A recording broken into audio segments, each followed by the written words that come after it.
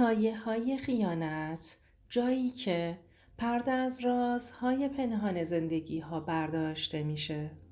اگه فکر میکنی فقط مردها خیانت میکنن، این داستان رو تا آخر ببین. شاید نظرت عوض شه. من به شوهرم خیانت کردم، ولی فقط خودم میدونم چرا. نرگس هستم و 31 سالمه.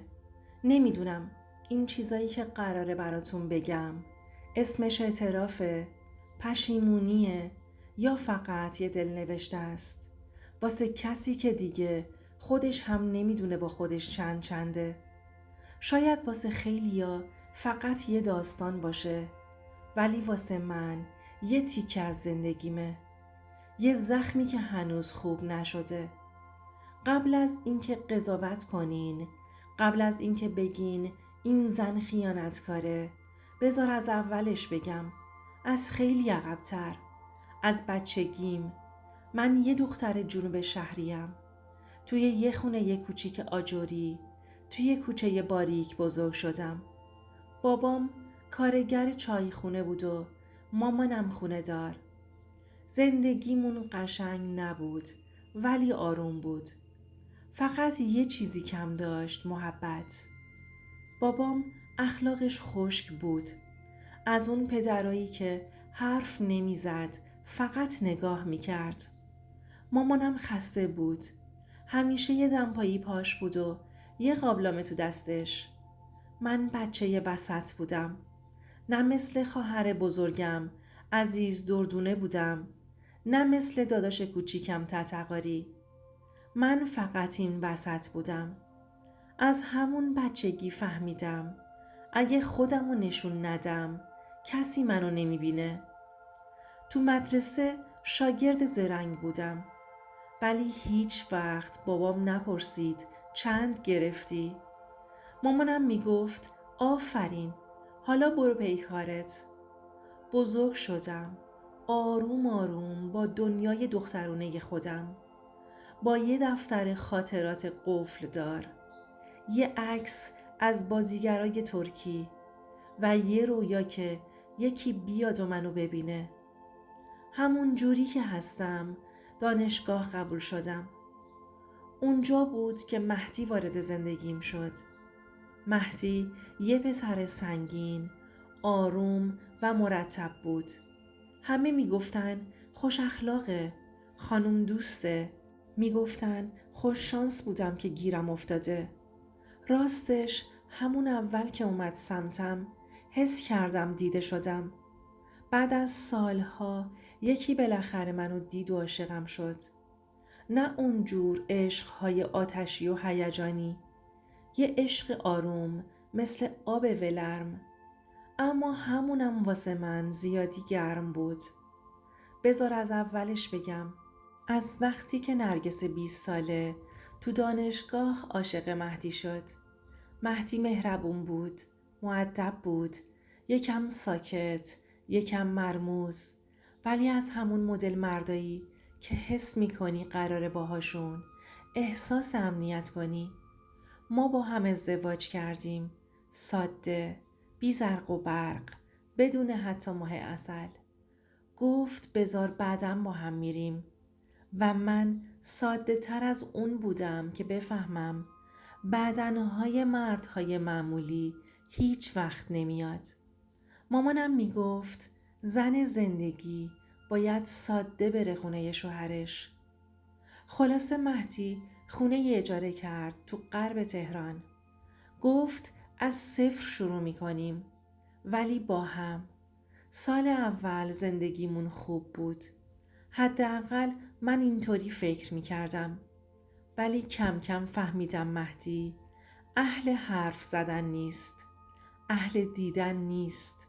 اون فقط میرفت، میومد، میخوابید و من شب به شب با خودم حرف میزدم. لباس نو میپوشیدم، رژ لب میزدم، شمع روشن میکردم، ولی فقط میگفت امشب جلسه داشتم، خستم.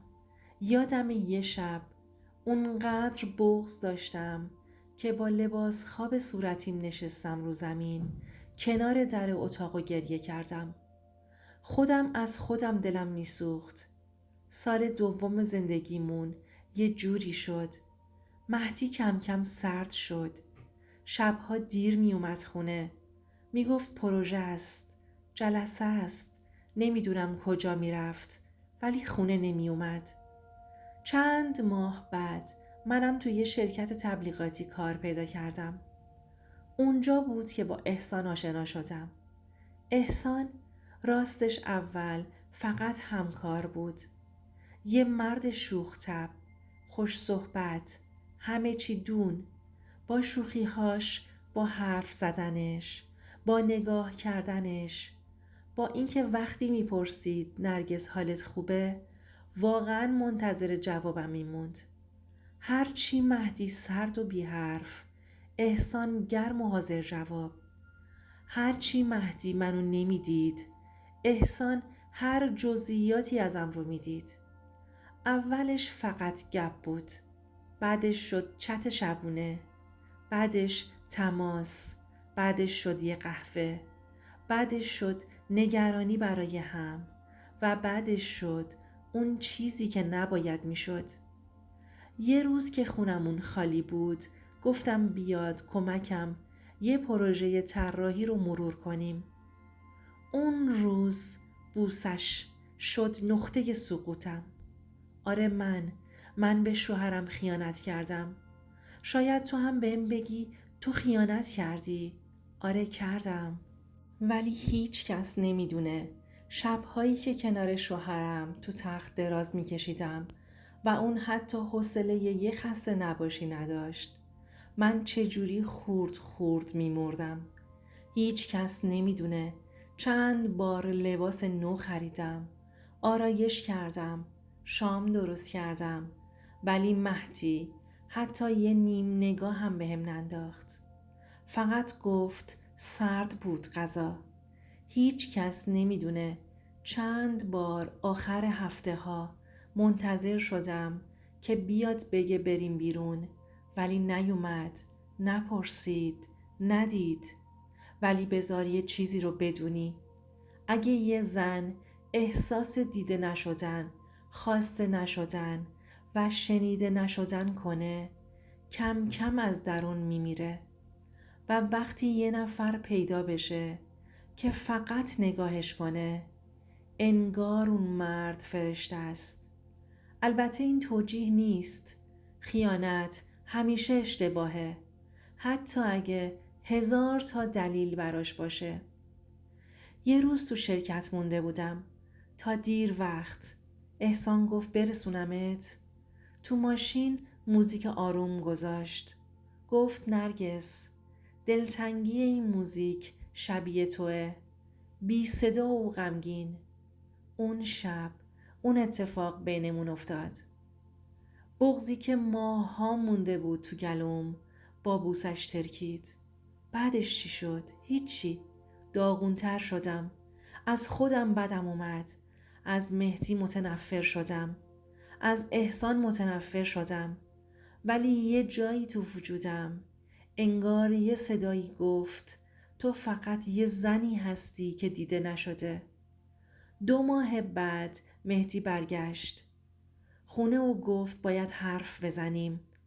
نشست آروم و بی احساس جلوم و گفت نرگس من چند وقته با یه خانوم که همکارم هم هست رابطه دارم.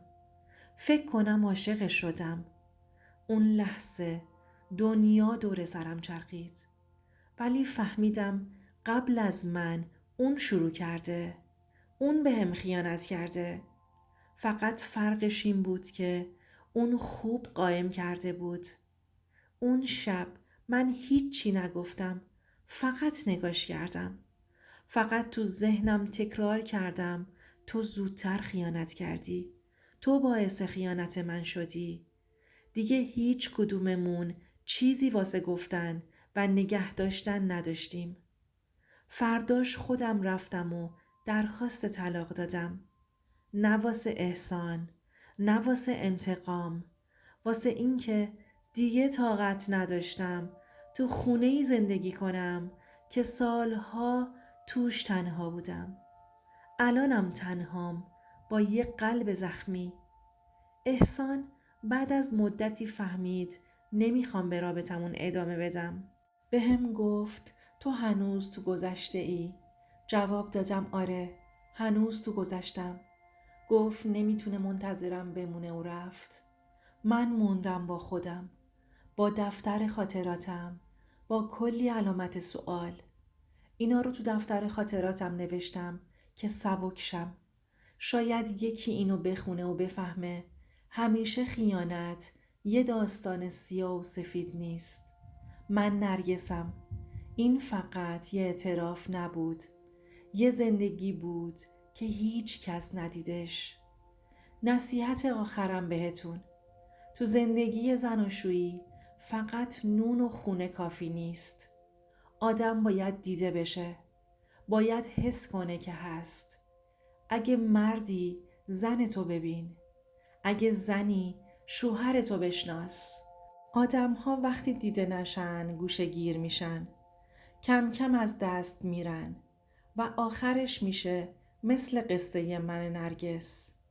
اگه این داستان به دلت نشست، اگه برات قابل لمس بود، لایک کن و کامنت بذار و حتما سابسکرایب کن. تو میتونی باعث بشی صدای همه آدم هایی که دارن تو سکوت گریه میکنن شنیده بشه. هنوز خیلی داستان ها هست که باید بشنوی. مرسی که تا آخر با هم بودی.